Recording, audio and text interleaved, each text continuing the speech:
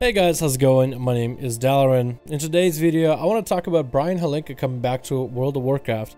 Not only is he coming back to be part of the team, but it looks like he's actually going to be the main guy behind the combat of World of Warcraft. I'm actually kind of surprised to see the big boy, big dad himself, Brian Holinka, coming back not only as part of a team, but a lead combat designer. Holinka has been with World of Warcraft for as long as I can remember, because I only started playing in Cataclysm, so I don't know who led the combat team before, well, besides Ghostcrawler, and I remember so many people were upset with him. Now, I don't know how to think of this news. First of all, I have nothing against the man himself, Brian Holinka, nothing against him as a person. He could be probably the coolest guy that you could get a beer at a pub with, but I don't know about the game developer side of Brian Holinka, the guy that did all the things with World of Warcraft. I just don't really know if I can think of it as a positive or a negative. I'm not saying that I don't like him, but I'm not saying that I'm not saying if his coming back is going to be either way. I don't know if it's going to be a good for the game or a bad thing for the game, because there's a couple different, I guess, sides you can look at it. On one hand, you have Battle for Azeroth, which is an expansion where we got to after having prunes and more prunes and more prunes in Battle for Azeroth, but also going back to Legion and going back to World of General. With every single iteration, it seems like classes become more pruned and pruned. He's coming back as a lead combat designer.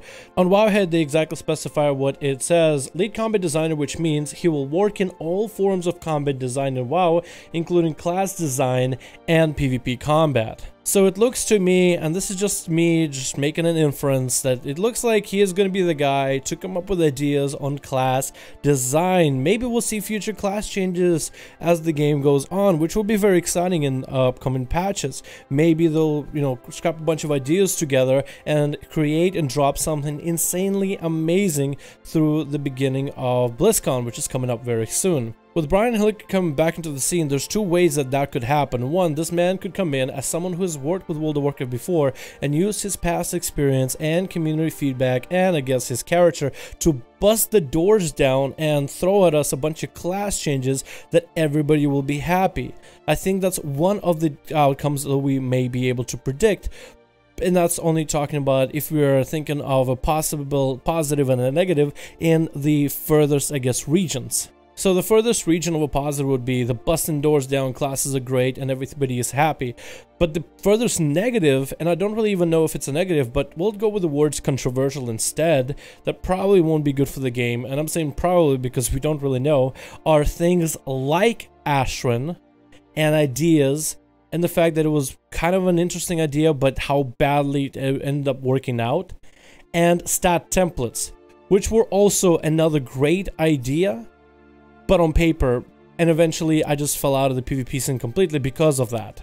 Now, Ashran and stat templates, can we really link him to Brian Holinka? I'm not gonna say that those are exactly his ideas and he is at fault for them, but I do think that he was in charge for the PvP during World of General, and he was in charge during PvP for beginning of Legion, and the stat templates and the Ashran came out at that time, but there were other things that maybe have tied the man up, and I have a few ideas of what happened, but he was in charge, so I don't really know how much of an effect or how much of a change that one man can make. For example, with Ashran, whether you like it, whether you didn't, I thought at first at the beginning of BFA, especially during the beta, the idea of Ashran was pretty cool. A playground just for PvPers to experience world PvP in a smaller zone.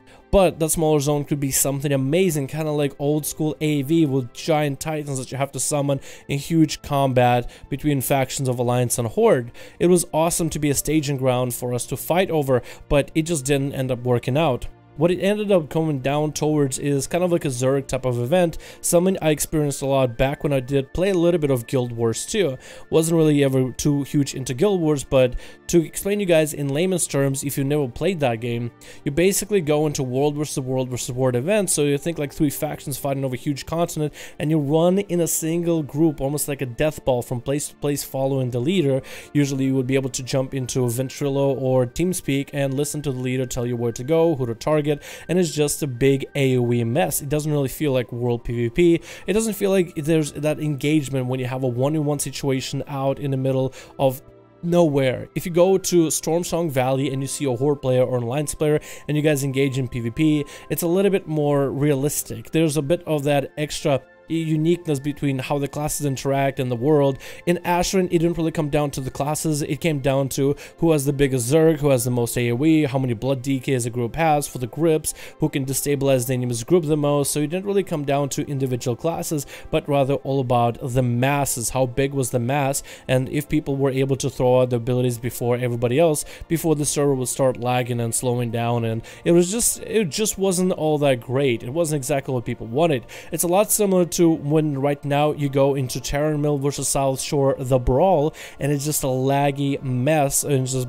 Death Ball versus Death Ball, who has the most amount of damage, who can destabilize the enemy's team better, compared to the original Terran Mill versus South Shore, the world PvP area back in vanilla, where it was more intimate. The fights, the groups that you had, the push back and forth between Horde and Alliance was how it was described to me, since I didn't play back in vanilla from the videos that I also saw. Again, a lot more of an intimate PvP experience. So how I felt like was the issue with Asheron, and I guess there's potential that Brian, during his stay with Warlords, maybe Blizzard's hands were tied a lot by Activision. That's my thought process, because we had expansions, and the expansion had a patch 6.1, which was all about the selfie cam. I mean, it was ridiculous compared to how much content we got back in Legion. To get literally selfie cam for a whole patch was insane. And I feel like it was an issue really with the company rather than the man himself, and I feel like his hands were tied for more of the things that Blizzard wanted to do, but rather they were like, okay, Warlords General wasn't that much success, let's work on another expansion,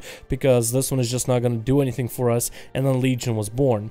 Now, in Legion, for Brian Holinka, I guess under him fell down the stat templates, which, just like Ashen, was super good on paper. Even just testing out stat templates and the new honor talents, it was exciting. It felt like the PvPers got more. But the biggest problem was, and there was the crux of the system, I said, it was going to be one of the best PvP systems I've ever seen, as long as they regularly keep it updated. And they did not regularly keep it updated. I felt like the class changes and patch changes, you know, buffing and nerfing weakest or strongest classes just came out a little bit too late. And I felt like maybe they were just going up and down with the esports scene. You know, you have teams running Rogue, Mage, Priest, and if they nerf all the rogues too quickly, then all these teams will have to scramble and find new players and new classes to play. So it didn't make sense to nerf them so that those players could play in the tourneys. But it just still felt like, for whatever reason, even if that was the reason, class changes for buffs for weaker classes and nerfs for the OP classes were happening not often enough.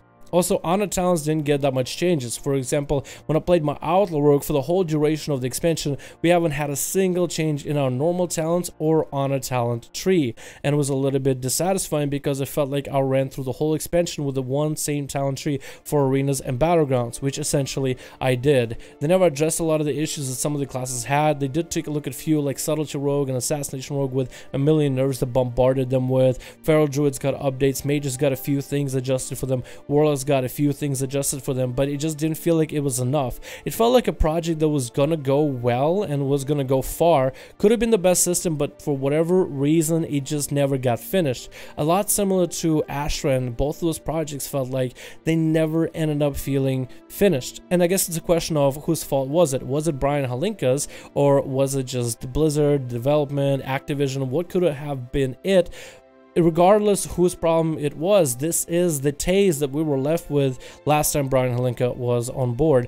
Again, I'm not saying it was his fault, but my question is, are there going to be same unfinished projects happening? With Brian Holinka, you're getting somebody who's been in the World of Warcraft business for a while, someone who has experience with the game, but also have had a few gaps in terms of projects that are tied to his name. Again, if he's coming back and we're getting some class changes, which are again much needed, and if they're great, this is going to be good. But I feel like with potential, with what Brian Holinka was, I guess, with things his name was tied to before, I feel like there's also potential for blunder. I don't want to be negative, I'm just kind of trying to be realistic here, but I guess I want to get you guys' thoughts on what do you think about this change and Brian Holinka coming back into the game.